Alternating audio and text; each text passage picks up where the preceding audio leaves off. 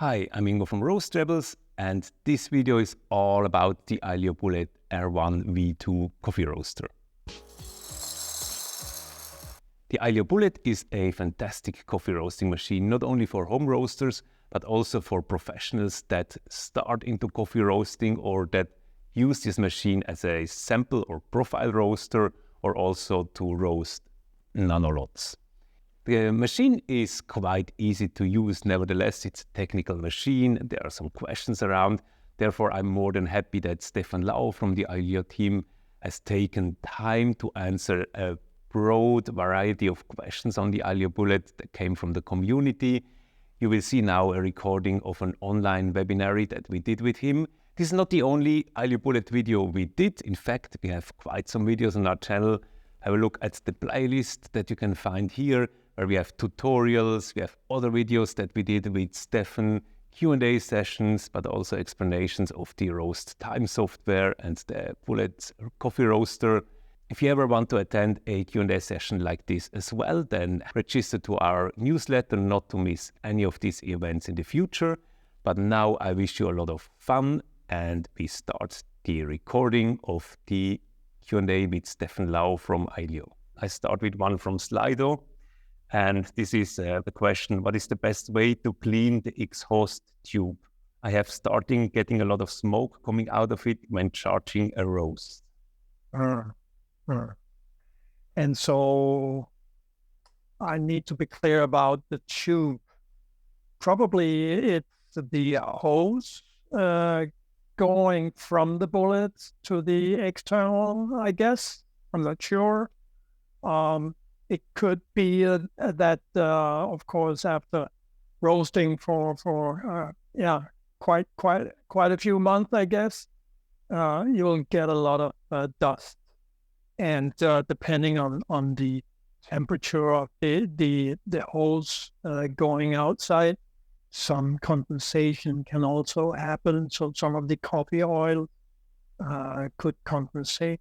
So what you want to do regularly will be to clean or dust off the tube or the hose going to your ventilation system.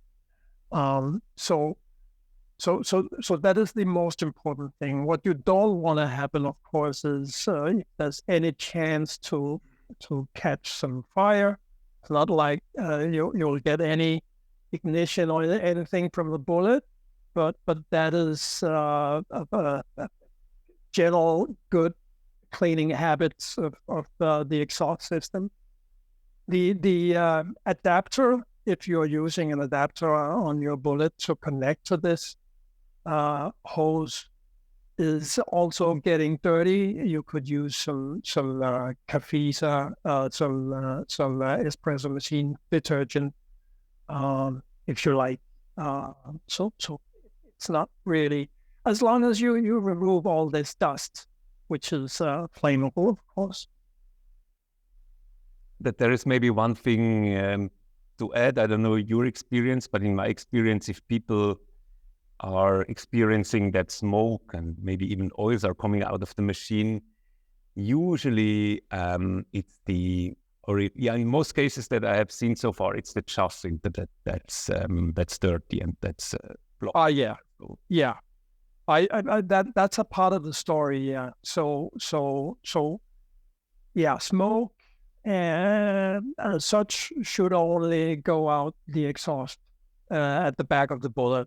If you see any signs of it coming out the front, around the door, or the little slit there under the door where it actually pull in air most of the time, then it's because you don't have regular airflow in the road chamber, and so the smoke will kind of be pushed out there instead.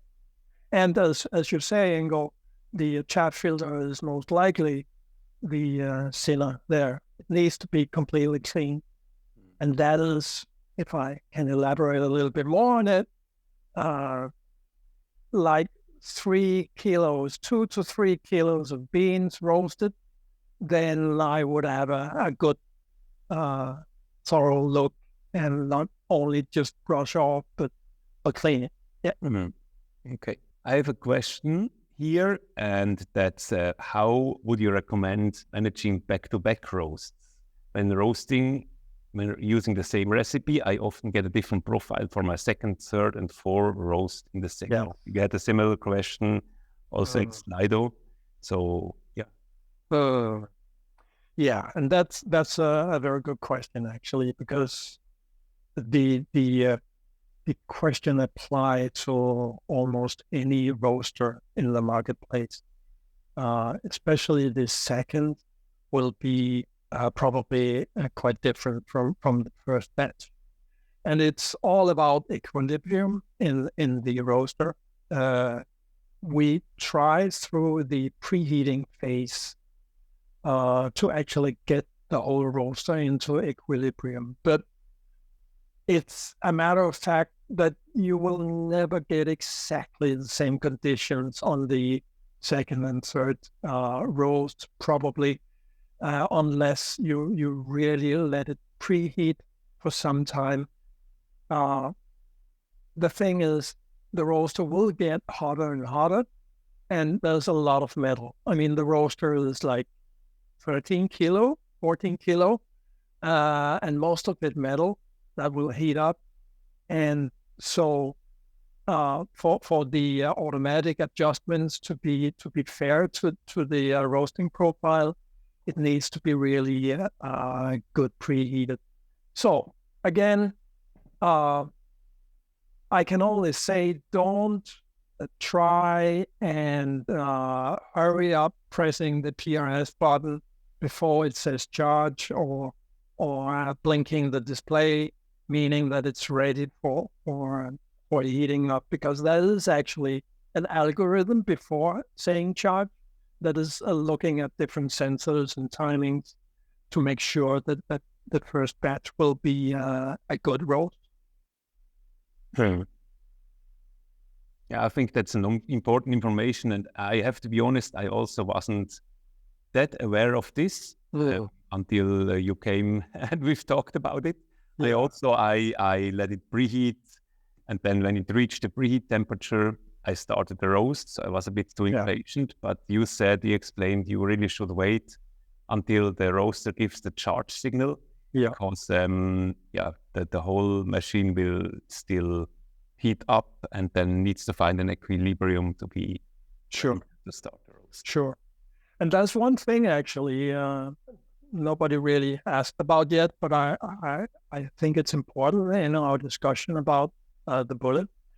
Please update to the latest public beta firmware on the Bullet, and also make sure you have the latest RoasTime running, because we do make updates, and not all of them will be described in the change log. Although, of course, the major feature improvements will be mentioned. But I'm saying this now because we have actually improved also the preheating phase from earlier firmware. In the service center here, we get bullets in or calls from bullet owners since like 4 or 5 years, and some of them simply use this as an ordinary unplugged roaster, and that is completely okay. But we see then that the firmware versions is like 340 or whatever. Today we have firmware version 600 and something. So a lot of things happens, and then in order to get the right feedback from the system and the right error codes, or the best solutions also in RoasTime, please update everything. So you are better off doing that. You talk now about the beta version of the firmware. So what's your recommendation? Because there's always a stable and the beta version. Yeah, the beta version is we actually changed the attitude a little to make the public version pretty updated. I mean, so that there weren't a big difference between the public version, which is today 605, whereas the beta is 606. And I can reveal here that the beta version was made this summer in order to have the fan speed at 1 even while preheating, because in some instances, the very warm weather this summer actually gave a lot of heat going out to the display board and made the ambient temperature around the display board far too high. And during preheating, we purposely didn't run the fan at any speed. It was F0 in order to actually have the preheat session to come up as quickly as possible and not letting any hot air out of the roaster. But again, you know, it's a balance. So just to say, we are perfectly okay with the 605, the latest public. And soon we will, because I'm not seeing a lot of questions. I'll just speak to the latest versions of RoasTime and the firmware. So RoasTime 4 is also on the way and in beta actually, and we invite people to actually use it. There's been quite some behind the scenes updates there. For instance, a better and more smooth firmware update. So if you guys have any issues with the firmware updates, and that can happen, please try and use the RoasTime 4. Okay, thanks. Yeah. And next question is then on espresso blends. What could be an probably easy way to handle espresso blends? Any recommendations? Yeah. Espresso blends. Actually, it's blending coffee is, if you ask me, a very underestimated craft. Especially for espressos, it's if you like the sweet and nutty, chocolatey, milky taste of an espresso, and to be frank, that is what like 80-90% of coffee drinkers want from an espresso. Then you would also like to have an even roast all over the year and from season to season. And what you can do with blends, of course, is that you can actually adjust those beans going into a blend, so it actually tastes the same most of the time. And it's not an easy craft, actually. And so I would say blending for espresso, it's more or less a common thing that you use, like half of it Brazil. So a good Brazil bean for half of the coffee, and then you can go with any other beans that are different from this Brazil bean. Could be a good Peruvian or a good Colombian. It could be even to add this little bit more acidity to it and a little bit more sparkling. Could be to have a good Kenyan bean as one of the other 2/3 that you add to it. But I would generally say that half of it probably a Brazil bean, and then you simply pick 1 or 2 or maybe 3 others, but don't overcomplicate it, because it will be a mix of all those taste notes. So try it out and taste. I mean, it depends on what you want or your customer wants. Mm. And are you pre-blending or post-blending? Yeah, you can do both. One of my blends is actually doing pre-blend, because the beans, they actually brown at the same speed. When you post-blend, and that you would probably do if you have a fast Kenyan bean you want to add to your blend, and then the Brazil would actually be too light, or maybe even be scored a little bit, because the Kenyan can take much more energy faster because it's more dense. So again, it depends. I'm sorry to say, that's a fun part of it. And what's your experience with Robustas? Are they having more or less the same curve, or the first bracket about the same temperature? Or yeah. Robustas, I don't have a lot of experience with the Robustas, actually. I do have the beans, and I have only tried it briefly. I hear, though, that the Robustas is a faster roast. Yeah, and that you typically double or triple the caffeine content by using Robustas. And also, speaking of Robustas, it's really not that I don't like Robusta, and that I don't use it. It's just like, you can focus in so many areas. And I simply said, okay, so far it's Arabica. But there are Robustas coming up. I hear from those different coffee nerds around in my circles that they are coming, and they are actually trying to get really nice taste notes out of even Robusta. And the good thing about Robusta is that it's a low-grown bean, so you can actually harvest several times per year. So they are cheaper for good reason. Thanks a lot. There is a question I see in the Roast World community. Is it possible to showcase some of the best recipes for various coffees? Perhaps ones that are tried and tested by the team at Aillio?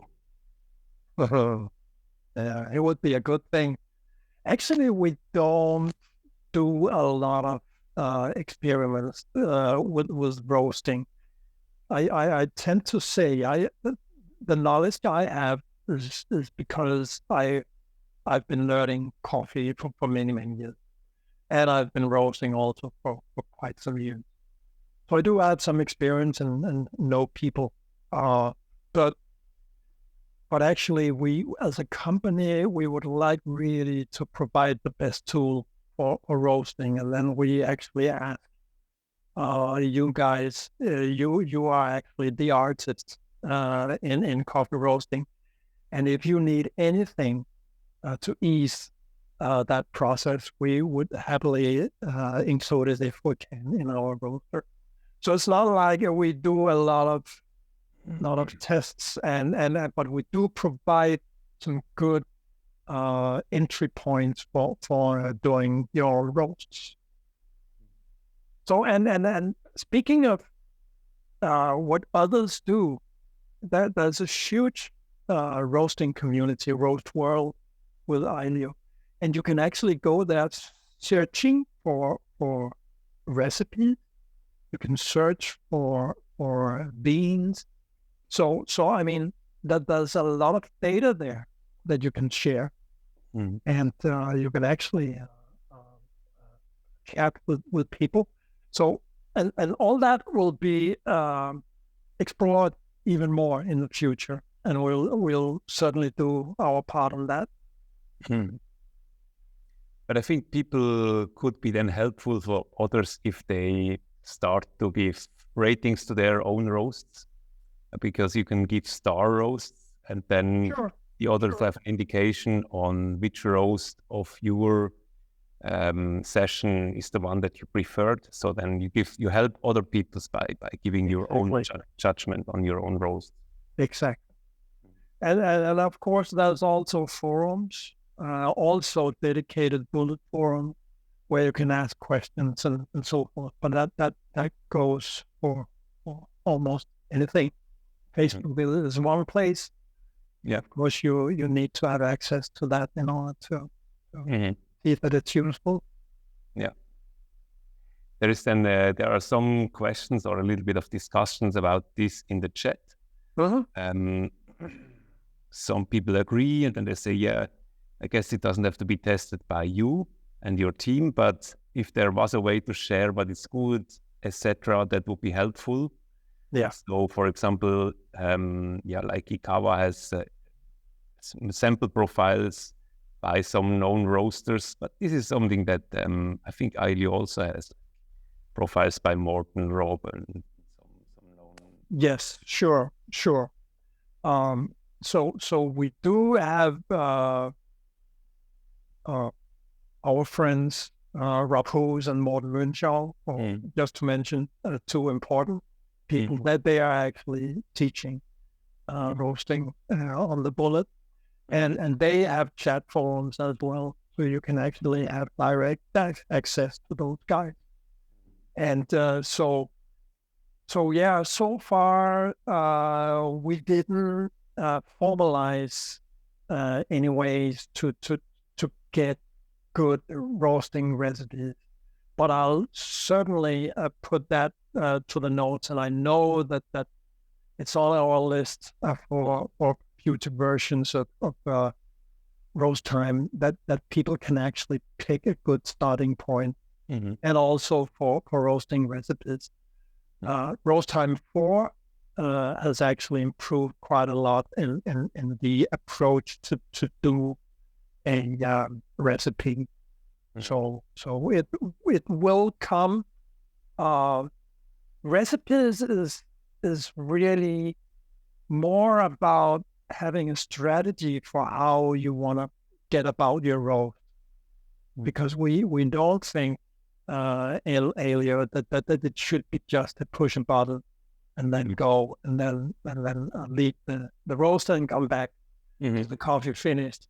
But having determined the right profile, then of course automating it afterwards is a thing we want, and that goes especially for the IO. Yep. Okay. There is a question on outside temperature, as I've already talking about summer. Now it's winter, and he is roasting in a garage. Has about 1 or 2 degrees Celsius. Wow. So the question is, does the outside temperature have much impact on the preheat of the system and also the roast curve? Yeah, it does. It really does, because there's no internal preheating, so to speak, of the air, not to mix it up with the preheating process in the roaster. But the air that is taking into the drum is coming from outside. So if that air is like 10 degrees, and 2 weeks ago it was 30 degrees, then of course you will get a much quicker roast. Anything else equal, if you roast manually and the air coming in is 30 degrees compared to next time where it's 10 degrees. Of course, again, that's also a pointing towards the recipes, is that will actually compensate a little bit, because you, with recipes, act on the temperature that you reach in the coffee. So instead of just doing things according to a time schedule, it actually do, for example, decrease the power setting when you reach 180 degrees Celsius. And if that happens like half a minute earlier or something, okay, so it won't wait. It will then decrease the power earlier in order to get the same curve again. Yeah. So and again, speaking of, I mean, if you really have like 4 degrees Celsius or even less, I mean, right at the moment, like minus 3-4 degrees outside, you really need to heat up the roaster or acclimatize the roaster before you even start it, because it will not start if you go. It depends from roaster to roaster, but below 5 degrees Celsius, it will probably not even start.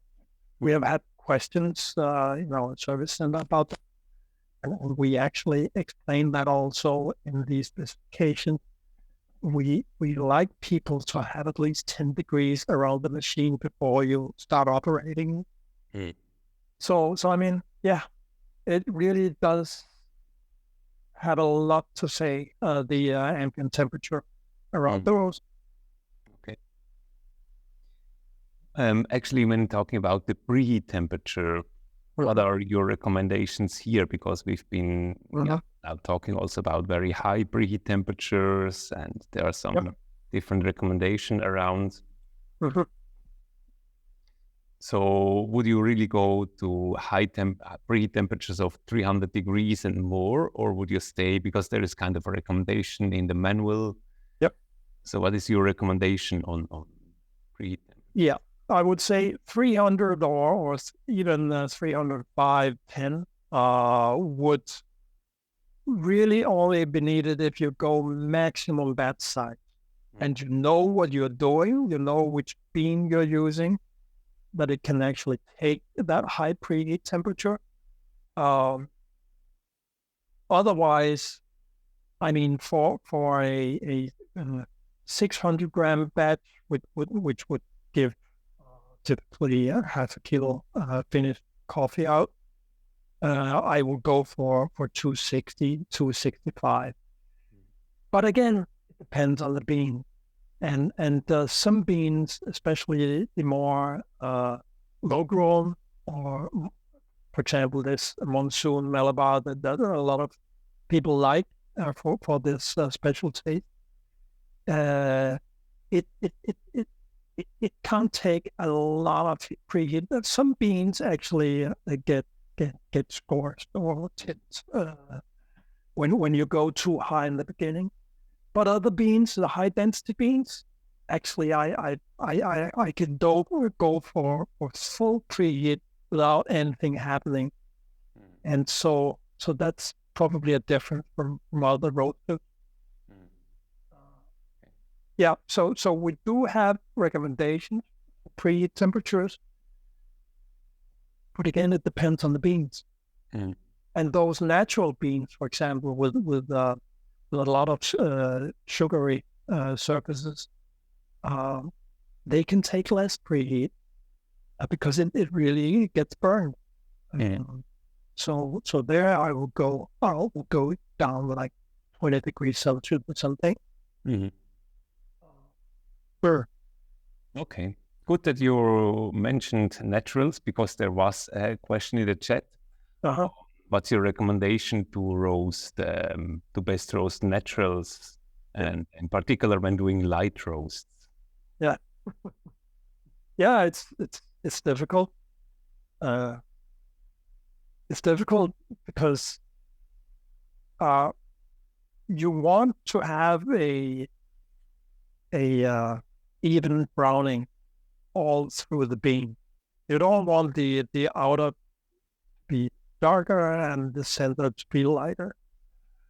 In order to have that process going on, you need to have this rate of rise that is steadily declining. That has been kind of the most agreed process of having even roast all through the bean. But having said that, with naturals, you probably have to pull back a little on the heat in order not to burn that sugar. And but going light with a natural, I don't think it requires anything special. You just I mean, go for first crack as you would usually go, and then let the development time after first crack be shorter. I mean, any bean that I've tasted need to go past first crack, and that typically happened a short period after the cinnamon color. And that is where you are completely free to dump them whenever you like, having that degree of roast. Sure. Thanks a lot. The next question comes from the assumption that there is a sweet spot for each machine, and he's asking what's the recommended or the best batch size for the Aillio Bullet. Yeah. And actually, I don't think there is a best batch size, because it all depends on how you regulate air and heat. So with normal drum roasters, you usually say, well, 80% of the maximum batch, or the stated, like having a 5 kilo roaster. Okay, so 80%. I don't know what that is really. Is it 4.5, something like that? That would be okay. So if you want to go max, you shouldn't go above that, because then you have less headroom for adjustments on the way. With the Bullet, of course, that's also a maximum, and I wouldn't go above 1 kilo. And not all beans would be able to actually roast at 1 kilo, having a light roast or a short roast where you need a lot of energy. So you're actually using up the energy, maximum energy that you can give, the bigger batch size you go. But I see a lot of people having success with a 1 kilo batch. Myself, if you want to look at my roast, you would probably see that I go 1.2 kilo. But don't copy that recipe, because it's a special bullet I'm running, as I'm also testing a special induction board that it can give at least 2 kilowatts.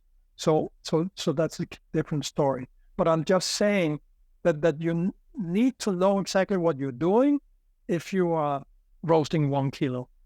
And anything less than 1 kilo, all down to a couple of 100 grams, maybe even lower if you want to sample roast, because we also got some recipes there where you can sample roast 100 gram.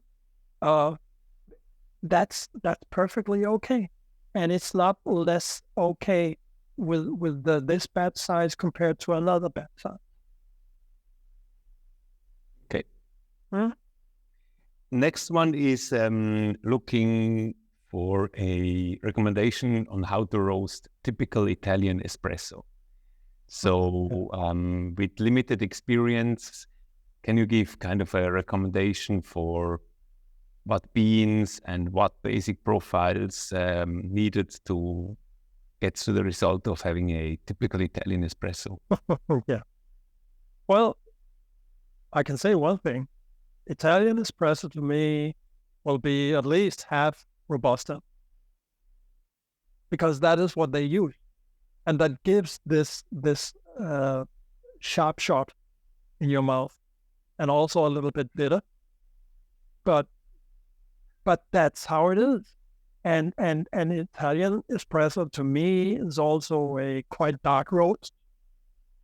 So the crema is not brown; it's dark brown. So I mean, by that, I've already said that you need to go past second crack, and some beans give oily surfaces only just before a second crack, some after second crack, and those oily surfaces indicate that the oils is actually coming out, and the last stage after second crack is actually where you start converting the whole bean to charcoal. But I mean, I love Italian espresso, especially in Italy. So it's also, for me, it's also a matter of where I am, that I like those style of coffee that is culturally belonging to those parts of the world. But I must admit that I roast almost never into second crack. And also it gives a lot more cleaning, the bullet, because you have those oils coming out, and it will be greasy. Mm. Yep. I think it's also a little bit of a like culture thing, or it depends a bit on where you are, what are kind of the most common ways of roasting. And you're a bit more up north, and we're a little bit more in the south. And here it's also like Italian espresso is kind of the symbol of for quality coffee here. What I experience is that often people tend, because we are telling that are quite dark roast, I think often people tend to roast a bit too dark, because if you're kind of going into second crack, having something like a full City Plus roast, still have some body and sweetness. I experience that it's really a bit of thin line. If you're a bit too dark, then you're losing mouthfeel, then it's getting thin and a bit like, very bitter. So I think it's really a thin line, not to go too dark when doing Italian espresso. Probably into the beginning of second crack. That's usually what I really like for Italian espresso. But I tend to agree. And also another thing that you need to take into account if you're producing coffee for customers, the expiry date on dark roasted coffee is much less compared to lighter roast. Okay. It's maybe not a problem, but that's just the fact. It's a much more open structure of the bean, and since the oils is already on the surface, they tend to harvest much quicker. Oh, interesting. Because they are in contact with the oxygen. Yeah. Next question is then bullet specific, and is there a way to change or edit the rate of rise sensitivity? Sensitivity. Okay, so I guess probably the sequence. Sure. The what you do with rate of rise is that you even it out over a certain amount of time. And in some programs, for example, the artisan roast program, you have the ability to actually set that delay. We have not made that possible to play with that, because we think,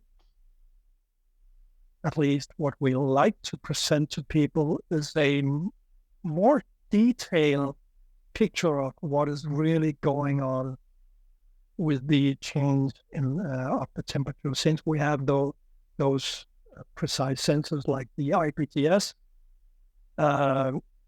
So evening out the rate of rise, I've seen a lot of representations of other roasting programs where it's a very nice smooth curve, and that smoothness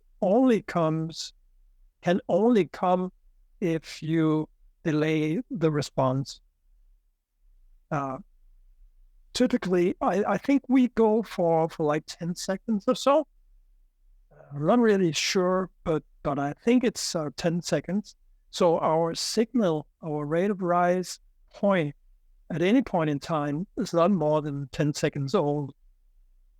So it consists of temperatures since 10 seconds ago until now. So if you want to smoothen out and have a more clean look, and maybe a little bit more calm look, then actually you trade it off with a much more delayed signal. And so what is interesting, for example, with the rate rise of the IPTS and also the Bean Pro, is that you can actually predict like 10, 30 seconds before it happens. You can see that it rises more than normal because the first crack is coming. And so you can actually see the heating coming from the beans just before it actually happened. And you would not be able to do that if you evened out over several seconds. So that's just one thing. But I wouldn't say that in the future we wouldn't open up for people to play with that. But it also has some, we actually use it in our back office to control the machine also. So we don't want to play too much with it. Okay. Sure. Another question, is there a particular product you can recommend to deep clean the bullet? Yeah, deep clean. I guess deep cleaning is equivalent to actually taking it apart in order to clean, right? I'm not sure, but I guess that is, I mean, taking off the impeller, the chain impeller, and advice. No, not really. I would say that the parts is pretty robust, as long as you don't over tighten those small screws and destroy the thread. Nothing really can happen. Aluminum parts like the impeller will not like to be sucked into Cartesian for 2 days. We have actually seen that happen. And there wasn't much left because the aluminum is actually, dissolved. But you can easily do it for like half an hour or so. Don't let it stay in the solution for too long. It's pretty effective actually after a very short time. So no, there's not a special advice. When you open the bullet, taking off the front plate, it's not like it needs to be shiny, that plate inside the front. What we want to see is a clean IPTS sensor. And if there's a lot of buildup there, then you can softly scrape it off with a brush, plastic brush. And you can actually take it completely apart if you like, but you need to be very careful about those wires and everything. And then have it deep cleaned, so it will actually be like new afterwards. But that, I would say, is going too far. You don't need to do that. And also the tubing in the bullet, this tube going from the chute plug until the back, I see sometimes that people actually take it out because you can pull it out from the back, but never do that because the insulation will collapse because it's just around that tube.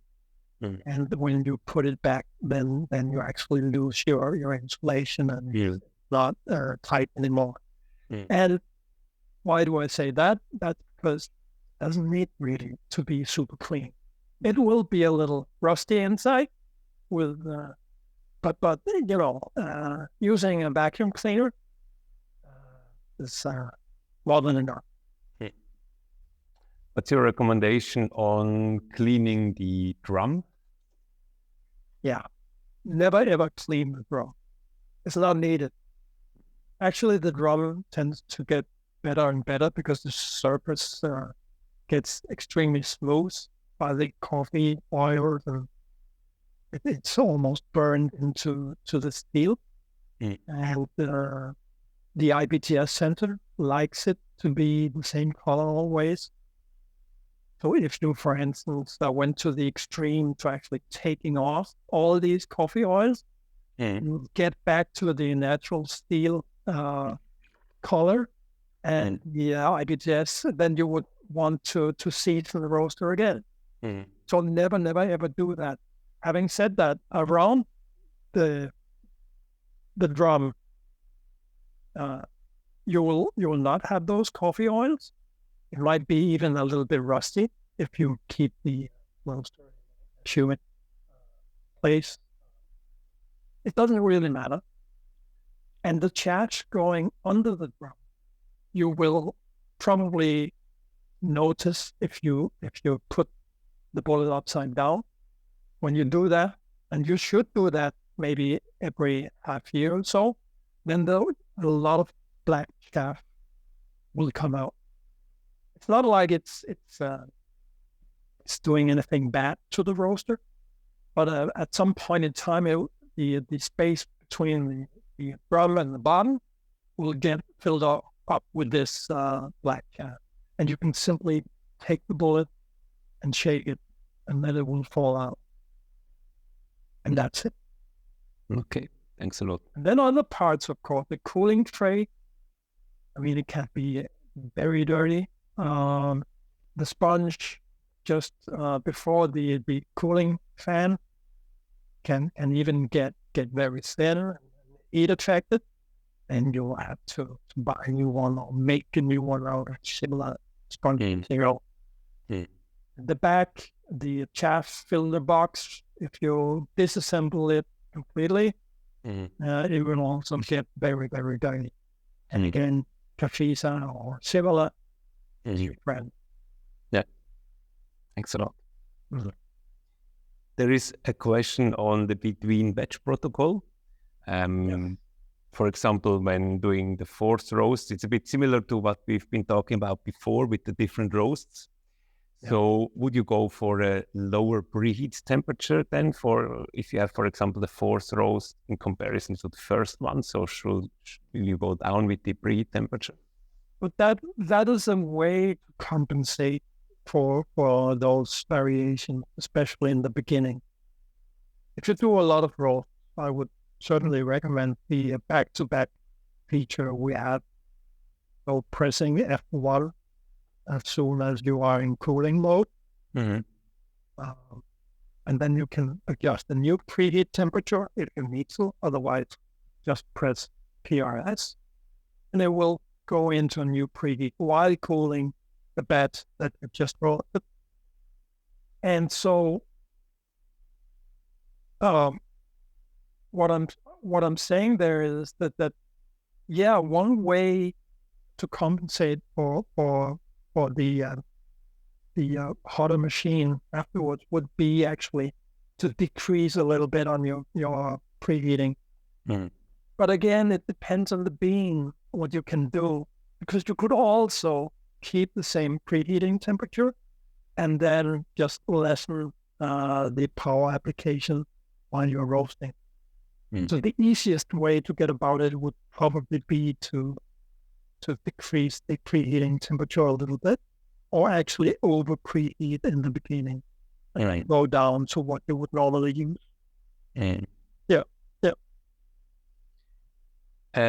One question that I'm adding, it's not here, but I think that could be an interesting point because I hear it quite often. So in the between, if you're doing more batches, at what point can you empty the chaff tray? So empty the chaff box, you actually have to take it off. When you take it off, there's a little micro switch that is not pressed in anymore. This micro switch is actually there for a purpose. The fan and the little ventilator at the bottom, you see a bit at the bottom of the roaster when you take off the chaff filter, will stop spinning immediately. So you can't get your fingers cut or injured. So on those early machines, before we got the CE mark, we didn't have that switch.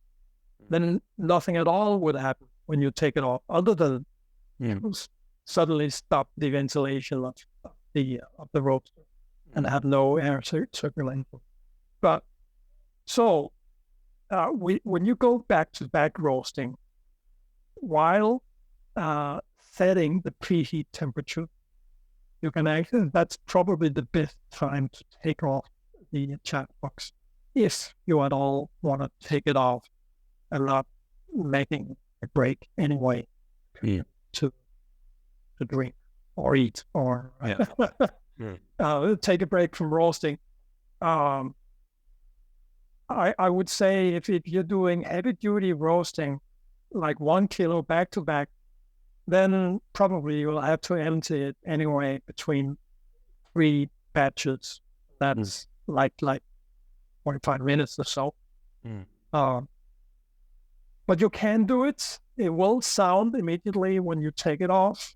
But when you put it back again, quickly vacuum it, whatever ways you want to empty the chaff out, you can actually put it back. And it will get back to normal. Yeah. But it's not, the bullet is not made for like, roasting 20, 30 kilo in one go. It was never meant to be like that. But there's certain tricks you can do, of course. Yeah. Just make sure that this filter, the filter basket, is actually clean. And it's not enough only to take out the chaff. You'll have to then switch over to another basket quickly when you empty it. And it also gets hot. So when you take it off during preheating or just after a batch of roast, you get your finger burned. Look out. It's hot stocks. I have some customers who are then really roasting intensively and many batches, and they are often then using, for example, 2 chaff boxes. Yeah. So they change the chaff box, exactly, and then they have time to clean the other one, clean the chaff filter also. Sure. So that after a couple of roasts, they change the whole box, which is then a matter of seconds. And that's also what we recommend. So, but that, of course, makes it much easier. Yeah. I have a question here. I keep having a wrong end temperature IBTS record between the moment I press the PRS. It's always showing a cooler temp than the real end temp.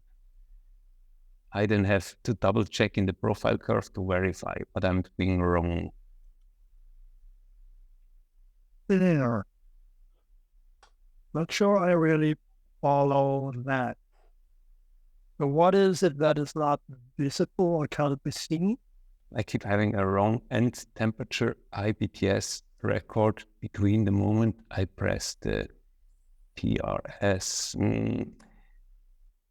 So maybe you can ask some more on this question in the chat. It's not 100% clear. So maybe you can add some, or if you're up to it, you could also change the role and ask on video, however you like. It's just to say, I don't see the chat. I can see how many chats there have been, but I don't follow it. Yeah. No, that's good. Yeah. But the person who wrote this question can maybe add some more information so that we understand the question a bit better, and then we can pick it up again. Sure. And there is another one on Italian Espresso with Robusta, coming from my question before. I have to start roasting with a Robusta. Yeah, can you hear that? Oh, he says he fully understand it's not your preferred coffee. Nevertheless, which basic roast profile, which beans, which batch size, which preheat temperature, when first crack, percentage of development time, are you getting a good espresso? I want to have a basis roast profile to try my next espressos and do some fine tuning. Yeah, it's almost impossible to say in words all those parameters. It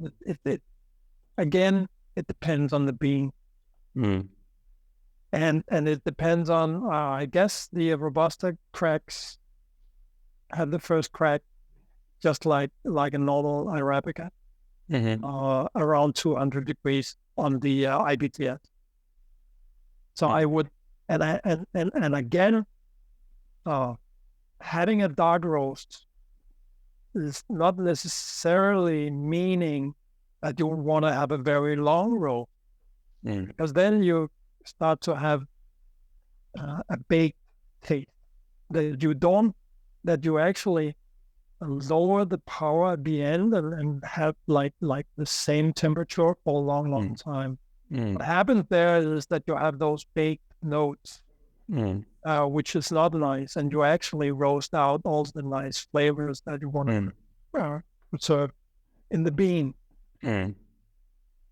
So again, if you're going for a fast dark roast, I would probably just keep them going without taking the power too much off at the end to actually have it darker quicker than you would normally do by taking off the power, because you want to preserve those acidic notes and all that, because that is not what you want to have in your Italian roast.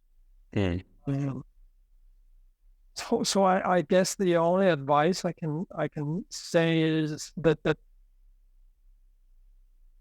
don't make a roast like 14-15 minutes on a big batch. Then do smaller batches if that's the only way for you to get very dark, because otherwise there will be nothing left. Yeah. But if there's one personal takeaway from this meeting, is that I need to roast those Robustas a little bit more. Those darker roasts. Sparked my curiosity here. Yeah. Then search in roast world for people with Italian names and look for their roast. Yeah, that might be it. There is another question on, so I don't know if you can answer this, but is Aillio thinking about making a bigger roaster? Yeah, but we are. You all know about the Aillio. That's the one we have in our development pipeline at the moment. That is bigger. I know it's certainly not a bigger brother to the Bullet, like it's just a bigger Bullet was more features and so forth. No, it's probably for another segment of users, as we want to emphasize this automatic roasting back to back without doing anything other than adding beans. But having said that, of course, I've noted that there's a request for a bigger roaster. We think already now, for the footprint it has, that it's quite capable with 1 kilo. I think is also the power that you need to apply. At the moment, we are at the edge of what's possible for a normal outlet. So if we double the batch size for the roaster, we need to have another circuit breaker, specially dedicated for this. So that's also a part of it. We have this power budget, and every single coffee bean needs exactly the same treatment, no matter it's sour roaster or huge gas roaster. And so we will probably never have, if we go to the extreme, like a 20 kilo induction heated coffee roaster, because that would require a lot of power and then really huge cables going into that roaster. And in that case, the gas is probably more applicable. But no, point taken. There is, there's another question here. And so how can I prevent getting baked coffee on the Bullet? How can I prevent baking? Yeah, I think I just answered that question. Because baking is where you stay more or less at the same temperature for too long. And what's happening there is that you are not increasing the color. You're not adding to the color. You're not adding to the browning process. So you actually stay at the same level, and you get those. So what is a part of the baked note, if you can actually speak of baked notes, because it's actually because you don't have those notes anymore that you would like to have, that you have the bakiness left. So make sure that the beans is actually processing all the time, and not kind of rest at the same level, because then you will simply evaporate those notes from the bean, get that baking. There was some. I'm not sure it's too clear what I just said, but it's take a bread that you bake. You bake at a constant temperature, and the bread, swell up and get more and more brown. But say then that you actually decrease the temperature a little bit, then what would happen other than drying it out? And with drying it out, you also remove a lot of those pleasant notes. And you can actually test it also by weighing your coffee afterwards, see that percentage, and it will go up if you let it stay for too long.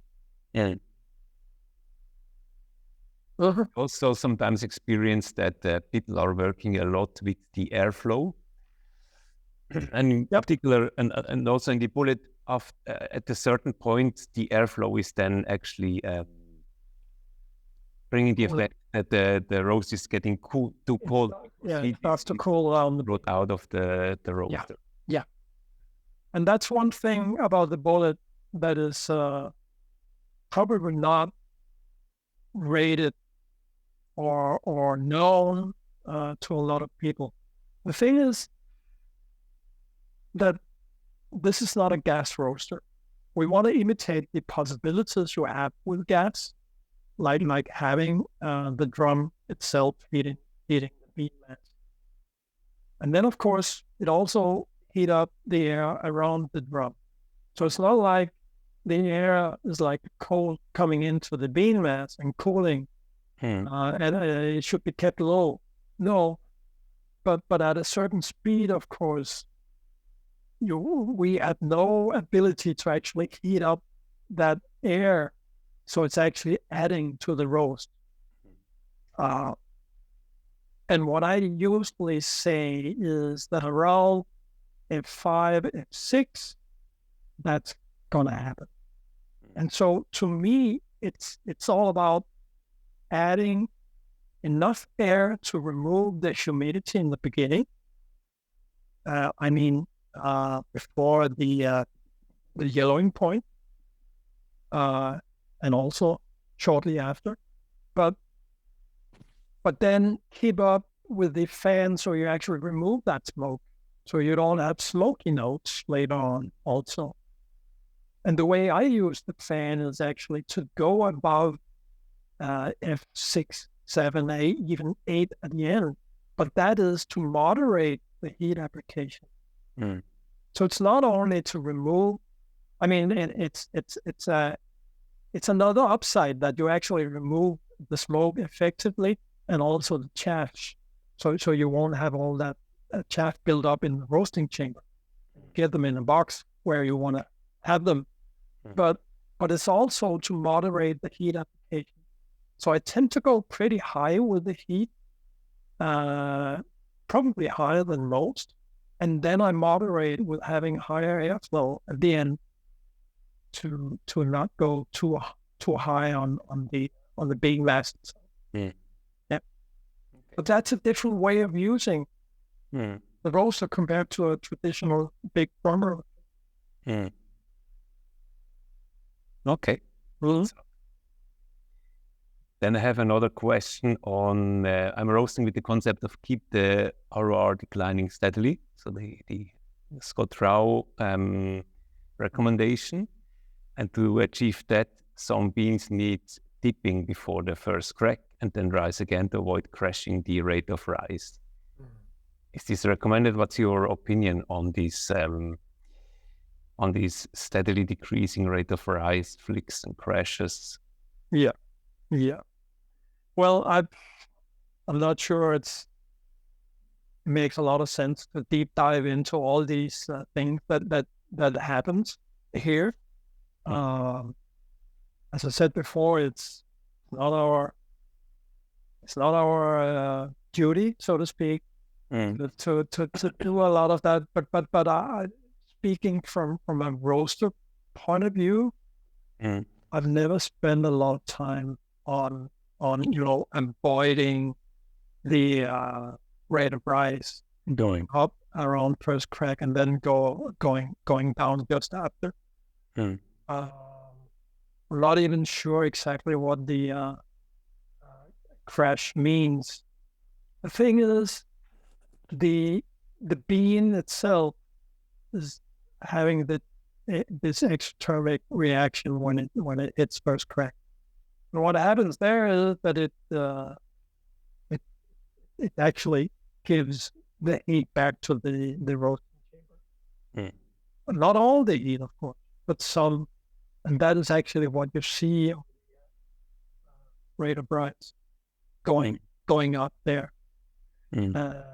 And the thing is, I think a lot of people try to even that out because it's gotta react on the taste notes of the beans. So so people might put up the airflow to even that out. And what happens then is shortly after the beans stop igniting all that heat around itself, and you have a high airflow, and then it goes down, and then you have to go the other way up again, and maybe you don't have enough airflow at all there, so you actually stall the roasting process. I never tried that myself. I just let it be. Let it go up around first crack, and it will go slightly down afterwards. Smaller beans like Ethiopian might go more rapidly down, but then just back off a little with the airflow. It's not too high. And I don't think really that it alters a lot on the taste, whether you do that or not. It's a natural thing for the bean to actually do that. But the heat application should not really try and compensate that, because you will never be able to do that. And while I'm saying all this, I also think that it's not a matter of mathematics here. It's roasting coffee. We do have some tools. The rate of rise is very nice to actually make sure, as I said before, that we have an even roast all the way through the bean. And this steadily declining rate of rise has proven that we will end up with a pretty good result on having an even roast. But does it give you the best taste that this bean could ever offer you? I don't know. I've heard of important roasters that actually say, well, I like a little bit greeniness in the middle. That actually adds something to the taste.